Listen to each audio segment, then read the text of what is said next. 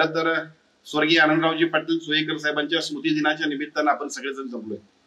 गोकुळ दूध संघाकडे बघितल्यानंतर आज सुद्धा जिल्ह्यात, राज्यात आणि देशामध्ये अमूल सारख्या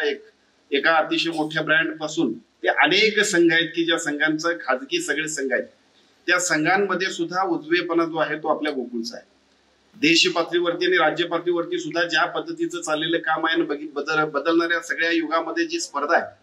त्या स्पर्धेमध्ये सुद्धा गोकुळचं दूध हे पुण्यात असेल, मुंबईत असेल, कुठेही गेला तर निश्चितपणे आपला सर्वांना अभिमान वाटेल अशा पद्धतीची क्वालिटी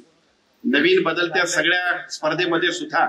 स्पर्धात्मक युगामध्ये टिकावं अशा पद्धतीची अतिशय चांगल्या पद्धतीची कॉर्पोरेट यंत्रणा या सगळ्यांच्या माध्यमातून जी संकल्पना किंवा जी यापूर्वीची एक रूढ आहे की सहकार पद्धतीवरचे जे काही मोठमोठे उद्योग आहेत ते फारसे चालत नाहीत किंवा त्याच्यामध्ये अनेक अडचणी येतात, या सगळ्या सगळ्या संकेतांना मोडून अत्यंत चांगल्या पद्धतीने आपण हे सगळं जे काही काम उभा करतोय त्या पाठीमागची खूप मोठी प्रेरणा स्वर्गीय आनंदरावजी पाटील सोयेकर साहेबांची आहे। आजच्या या कार्यक्रमाच्या निमित्तानं निश्चितपणाने त्यांना अभिवादन करत असताना अशाच पद्धतीचं काम आपण सर्वांच्या माध्यमातून याच्याही पेक्षा गतिमान होण्यासाठी मी निश्चितपणाने शुभेच्छा देतो। खर तर या राज्याचं आरोग्य